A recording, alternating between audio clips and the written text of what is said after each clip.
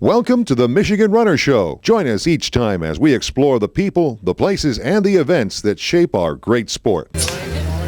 Okay, this is a time, but this is what this race is all about: a tough course, a challenge, a lot of fun, but it's also it's all about life, some of the challenges we face in life, and we want to celebrate these people's lives and what they've done, and hopefully they'll inspire others to fight as courageously and determined. My name is Bob Mortimer, originally from the great city of Dowagiac. I'm 55 years old. I'm a one-year survivor of prostate cancer.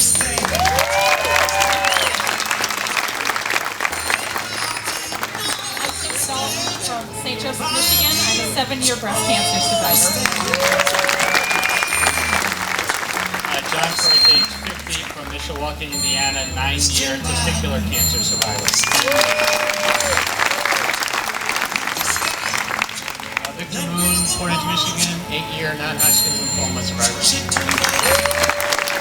Ellen Thomas, Stevensville, Michigan, 6-year breast cancer survivor. Sue Riley, 35, Granger, Indiana, 7-month non-Hodgkin's lymphoma survivor. April Kelly from Three Rivers, 4-year breast cancer survivor. Here's a special story I want you to hear. I'm Tom Vandenberg from Portage, Michigan, survivor of leukemia. Had a bone marrow transplant. My donor ran the 10K, and I just want to say, cancer can be beat. I think we've all proven that. Thank you very much. Who's the donor? The donor is Scott Vandenberg, who was 5th place in his age group for the 10K. That's his son. My son. John Kaiser, Goshen, Indiana, 11-month survivor of lung cancer.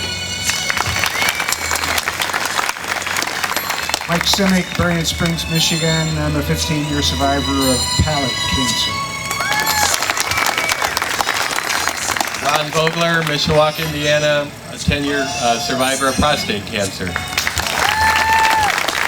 Judy Nowak, Poland, Michigan, 12-year cancer survivor with non-Hodgkin's lymphoma, and I had a stem cell transplant of my own, stem cells at University of Michigan, and I'm cancer-free.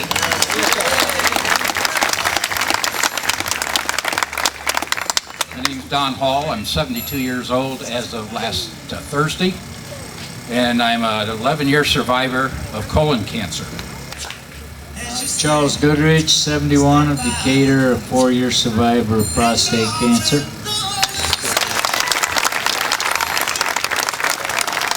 This year, it's been a tradition at Steve's Run that we give out T-shirts, just like the Honolulu Marathon, to people who finish the race after the race. You have to run it to earn it.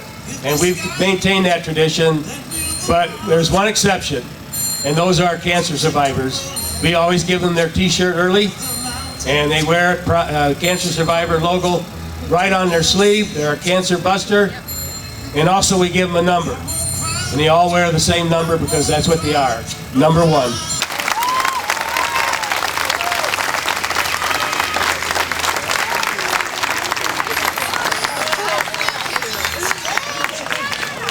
We're at the 34th annual Steve's Run with Eileen Krause, who's an administrator at Southwestern Michigan College. And like many administrators there, she's volunteering for Steve's Run. And you are in charge of, among other things, the pledges. Can you tell us why people not only pay a race fee, but collect pledges? Well, unlike a lot of races, I think the main thrust behind Steve's Run isn't just to run a race and to get a time. And actually, Ron Gunn says, if you want your best time, don't run Steve's Run because I make it too hard.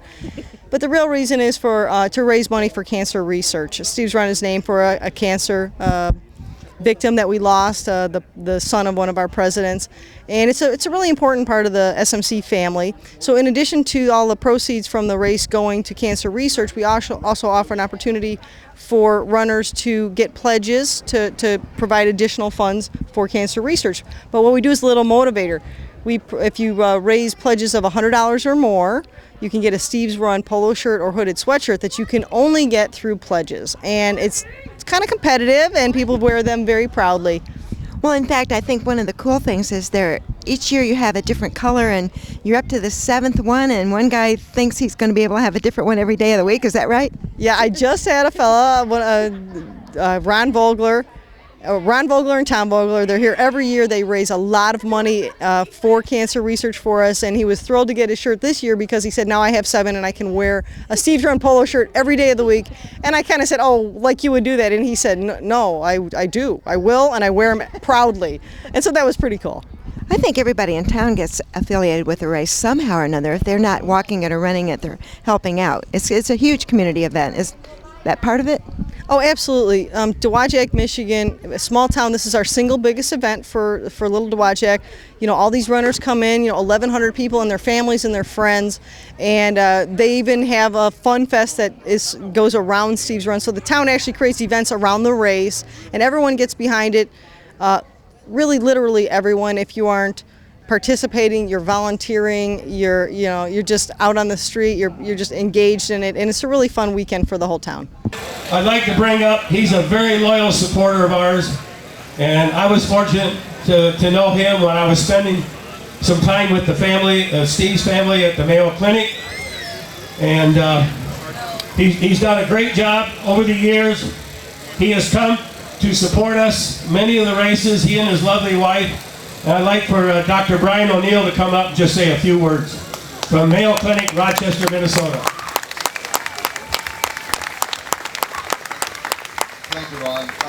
So first of all, let me congratulate the winners, obviously, the finishers, the participants, and particularly the cancer survivors who obviously have competed in really a tough race. So my hats off to all of those. I also want to take a moment just to thank Camille and Dave Briegel, too, obviously, who are the driving force, and this is really a labor of love, and it shows on their behalf. And I want to just make one comment about how important this is to really the advancement of knowledge about cancer, because as someone who deals with research in cancer as well as taking care of patients, the lifeblood of advancing the field is runs like this and other ways of raising money that is used to fund pilot research that then leads to major grants in the field. And without things like this, the lifeblood, the continuation of research efforts to advance the field just would dry up. So my hat's off to all of you for participating. It's a wonderful event.